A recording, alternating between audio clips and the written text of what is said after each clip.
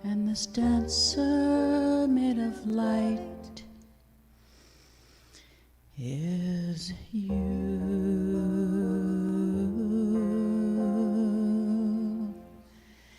Is you.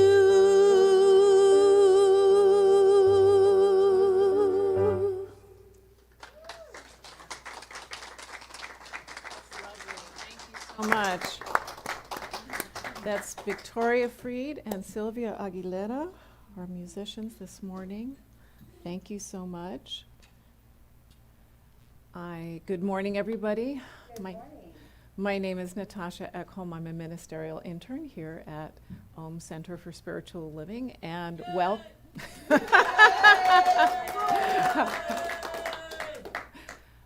Thanks, everyone. Just if you're online, you may not know that I passed my ministerial exams recently, so that's what everybody is saying. Anyway, so thank you again, and welcome to everybody joining us this morning here in the sanctuary, and to all of you who are joining us online now and who may join us later at another time. We're so happy to see you. The published title for this morning's talk is Into We See, but made a little pivot, and I'm calling it Being in Common Unity. And I'll explain what I mean by that in just a minute. So, all this year, we have been exploring the theme of everyday wonder. And this month, as we conclude the journey, we are focusing on the idea of community. So have you ever noticed that the word community is made up of two words? Common, unity. When we think about our community or our communities, what is our common unity?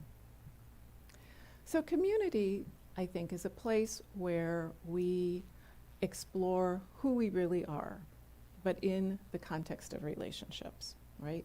And that begins with ourselves, our relationship with ourselves, and then it expands out to our relationship with our friends and our family, our acquaintances, to the people that we work with and go to school with, and ultimately to all the people that we're surrounded by in our neighborhoods, in our towns, in our states, and so on. And the alchemy of what is community really comes into our awareness through all of those connections and relationships. But we're often so caught up in the busyness of every day, aren't we, that we don't really take a pause to notice that. And it really just kind of goes by. So this month in December, we have an opportunity to really explore that, to celebrate it, to really become aware of all the light that is around us. And we had a beautiful introduction to this idea in the song that Sylvia and Victoria shared with us, this idea of the light within, and I'm going to explore that a little bit more. So I want to begin our thinking about what common unity is by thinking about some of the other lessons that we get to experience and explore this time of year. This is a time of year of endings and beginnings, isn't it? It's the time of year that our calendar is coming to an end right now, the end of 2022, and soon the beginning of 2023. As we approach the winter solstice, we are approaching the longest night of the year, and then we will slowly move into a time of greater light every day. So the end of one cycle and the beginning of another, at least here in the Northern Hemisphere, right? Everybody's got it switched on the other side. And in the Christian liturgy, this season is known by the word Advent, right? Which is a time of preparation. In the Christian tradition, preparation for the second coming of Jesus, preparation for the celebration of the birth of Jesus and the Nativity. So as a metaphysical teaching, we don't focus on the literal second coming of Jesus, of course, but we can understand this time as a time of preparation for remembering what Jesus embodied so powerfully in his teachings, the power of love, the power of light. because we know that that love, the power of that love, is one of the aspects of the divine. And what we know in our teaching is that that divine essence is how we understand who we are, and indeed, who everybody else is around us. And that is what we engage in relationship, and I would say, what is the basis of that common unity?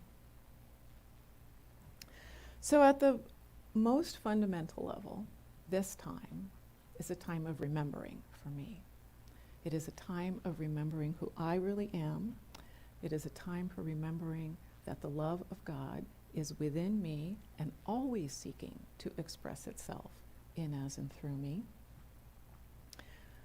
And in, as, and through each and every one of us, right? It is seeking its highest and greatest expression as you and you and you and all of you. Science of mind calls on us to recognize that spirit is expressing itself at all times. If it is here, it is to be known. And that means it is our work to take a moment to recognize it, to perceive it, to act in that awareness, to celebrate that. Science of mind, this teaching that we love so much, is a practical application of seeing that wholeness of our divinity as it expresses itself through all of our experiences and our relationships. Ernest Holmes, the founder of Science of Mind, tells us, "No person need go unguided through life, for all are divine at the center, and all are images of the Most High." No person need go unguided through life, for all are divine at the center, and all are images of the Most High. Now, sometimes I think we spend a lot of time looking for answers outside of ourselves. And what we propose in our teaching is that those answers are within us.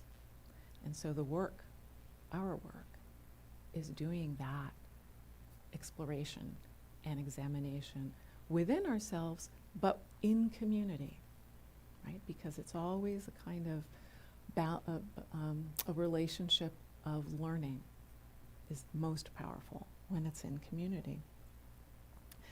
Ernest Holmes goes on to say, "To know God is to love, for without love there is no knowledge of God." So just hold that for a moment. To know God is to know love, for without love there is no knowledge of God. So if we remember that we are embodiments of love, what else might we remember at this time of year as we think about our common unity? So I'm thinking about how we live in these concentric circles, right? Our common unity, our community with ourselves and God, our communities of family and friends, and then finally our really big communities, our human communities that often seem to be among strangers, but perhaps it's because we just haven't paused to remember that common unity. So, in Science of Mind, that oneness with God is one of our primary teachings. It is the basis of how we understand who we are, and it is also the basis of how we understand our creative capacities and capabilities, our ability to create the life that we want to live, to create a better world for ourselves and for all beings. And that oneness is the basis of our shared connection with each other, isn't it? Ernest Holmes said of Jesus, the great teacher, "He believed in God, in himself, as power and reality. Believing in God within, he was compelled to believe in himself." He was compelled to believe in himself. So I think that one way to begin to explore this idea is in a very basic practice. How many people, when they wake up in the morning, reach for a phone to check on their calendar or the news or Facebook. Does anybody do that? I admit I do that. Yeah, kind of a lot of us do, don't we? Because, hey, it seems like the way to get a jump on the day, right? You know, we know we've got a lot to do. We want to make sure we're taking care of it. But what if before you pick up your phone or your iPad or turn on the news or look at the paper, what if you just took a moment to go within and say, good morning, God, right? To recognize that divine essence within and to set an intention for that day to embody some aspect of God. Now, if you would like to really dive into spiritual practice and spend hours meditating and praying and visioning, I'm all for it. But you don't have to go that far to start. You can do it in 60 seconds by connecting with that divine within and setting an intention. Because doing that lays a foundation. It brings us into alignment with the truth of who we are, and it brings us into alignment with our good and our connection with everybody else. It is fundamentally, I want to suggest, an expression of respect for ourselves. But we'll talk a little bit more about that as we go. So what about the next level? All right, we've talked about our connection with ourselves, our relationship with ourselves. Centers for Spiritual Living includes as one of its foundational principles, we believe in the incarnation of spirit in humankind, and that all people are incarnations of the one spirit. That incarnation of the one within us is in each and every person. So that means everybody in your family, everybody in the circle of people that you encounter every day, doesn't it? We experience this community, right?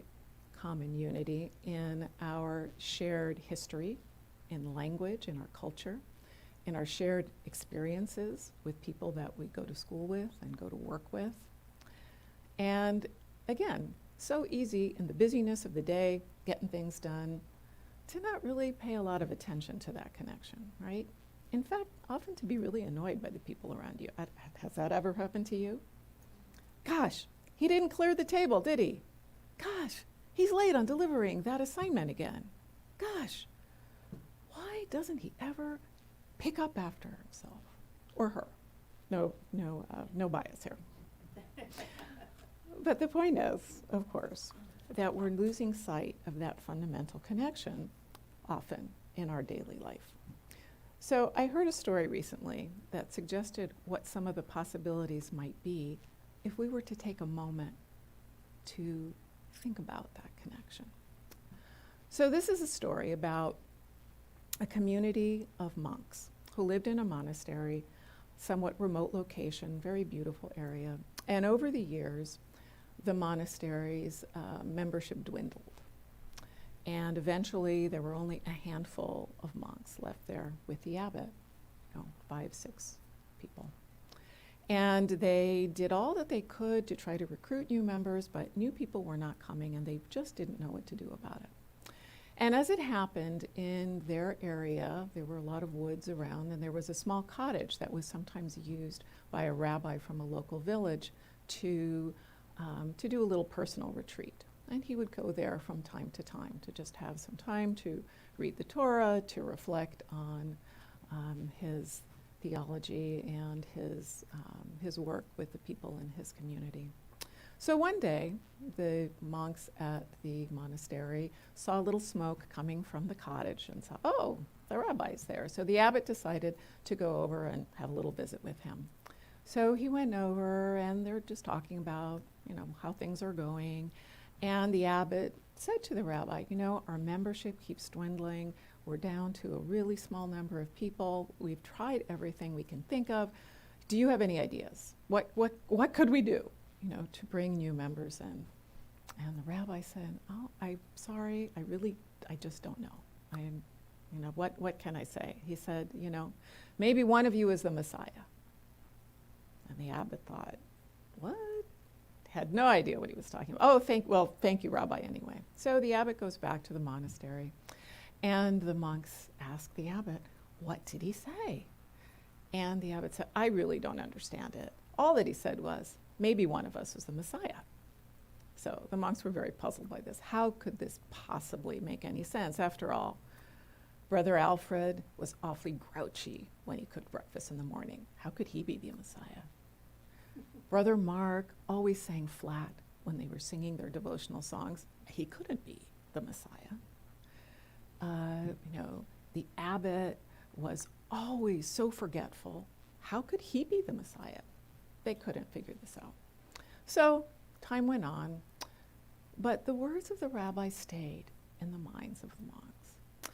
And they started kind of wondering, well, if that person could be the Messiah, if Brother Alfred could, maybe I should treat him with respect, a little more respect than I've been treating him. If the abbot might be the Messiah, well, that would make him really extraordinary, wouldn't it? I should treat him as if he is an extraordinary person. And little by little, all the monks began to treat each other with greater respect, with indeed a kind of extraordinary respect. And then it started to occur to them, gosh, maybe I could be the Messiah. Even though that seemed kind of possibly even, frightening, blasphemous idea, but nonetheless. So they began to treat themselves with greater respect, indeed, with that same extraordinary respect that they were offering each other. And as this was taking place, visitors to the area who used to stop by the monastery from time to time because it was famed for having very lovely architecture and some very beautiful paintings, noticed this energy, this shift, this beautiful kind of presence that they were encountering among the monks. And as word kind of got out about this new sensibility, they began to attract new members. And little by little, more and more people wanted to join the monastery, and they were able to rebuild the membership that they had been so sad to lose. So, moral of the story, what happened? They created a common unity by recognizing within each other and themselves something that deserved extraordinary respect, which is to say, of course, the presence of God, is how we would say it, right? So, how might this look in the broader world, beyond the world, just of people that we know and talk to, whose names we know every day?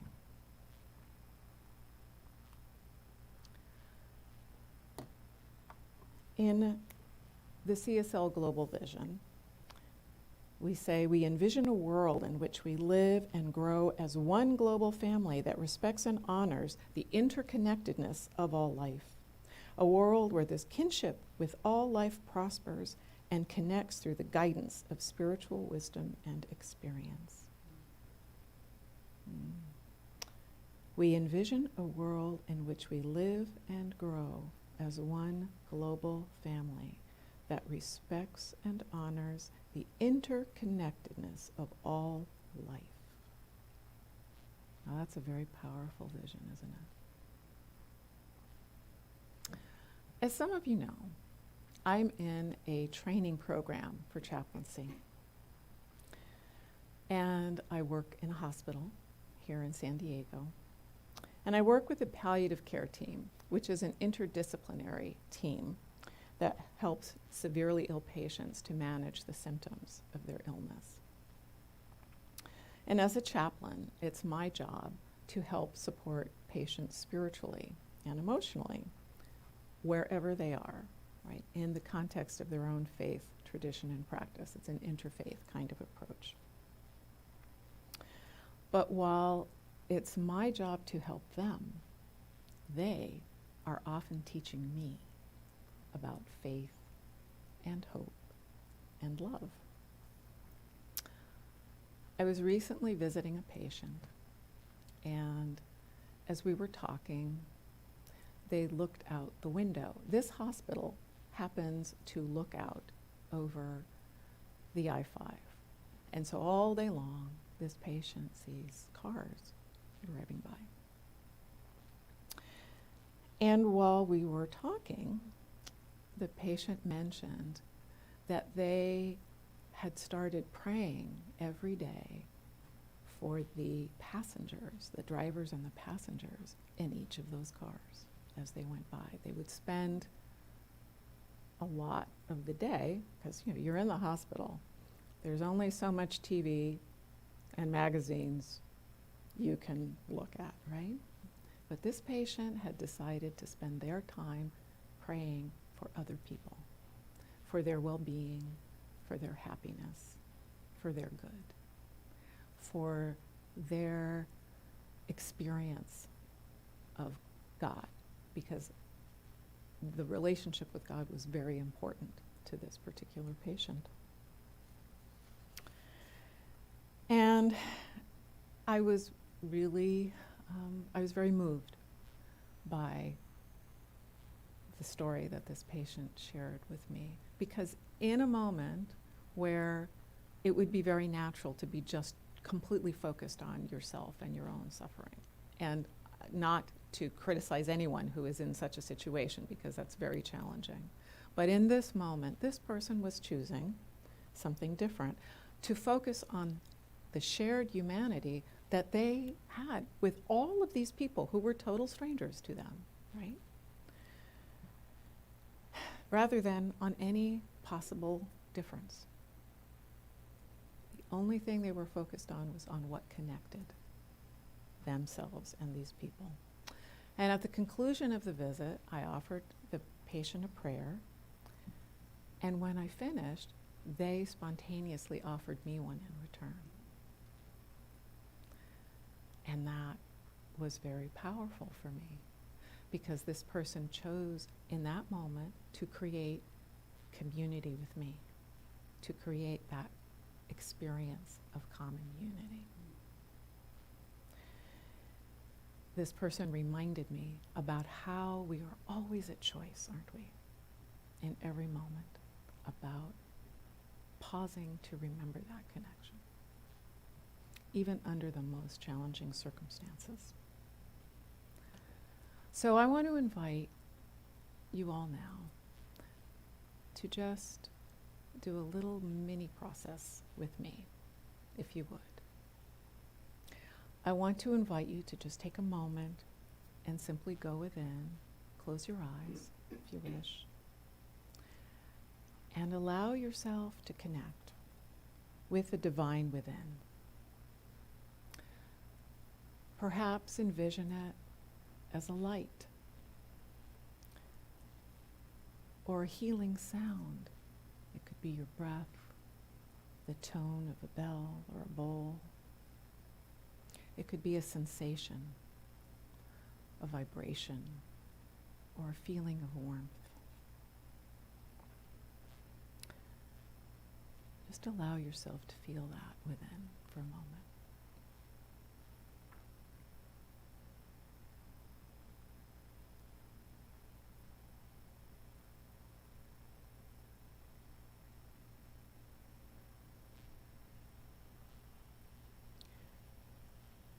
And whatever that image or sound or sense is for you, now allow that to expand, to include in your mind's eye all of those who are physically present with you, or all of those you love and care about.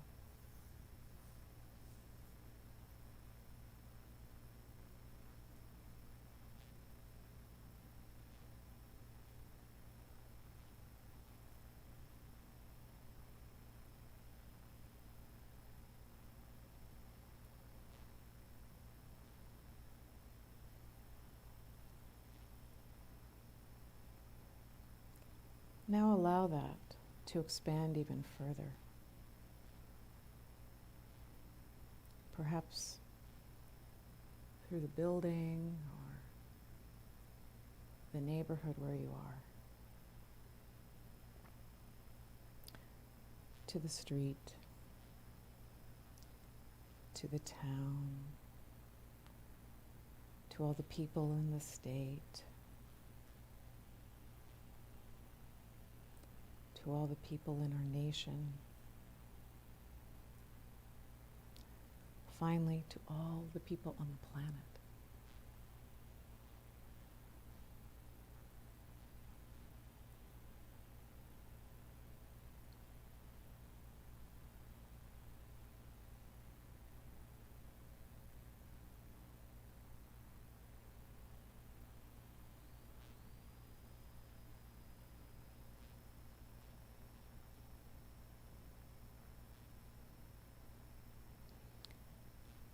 This, my friends, is our common unity, our community.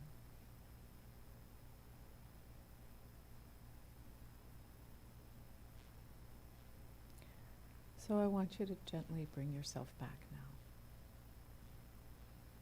Just allow yourself to feel the chair beneath you, to connect with your breath again.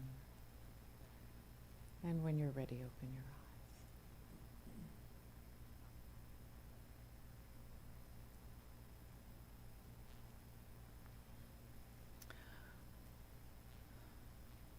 So as we bring our time together to a close this morning, I'd like to invite you to explore the practice that I mentioned at the beginning of the talk, which is to say, every morning this week, when you wake up, before you pick up your phone, turn on your TV, look at the paper, just while you're still in bed, before you step out, take a moment to connect with that sense of God within.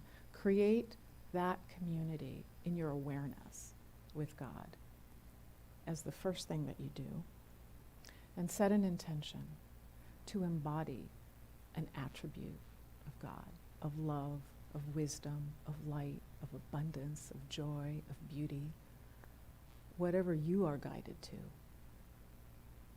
by that inner wisdom that is within each of us. And at the end of the day, just ask yourself, did you notice anything? Did you notice that it changed how you felt you connected with other people?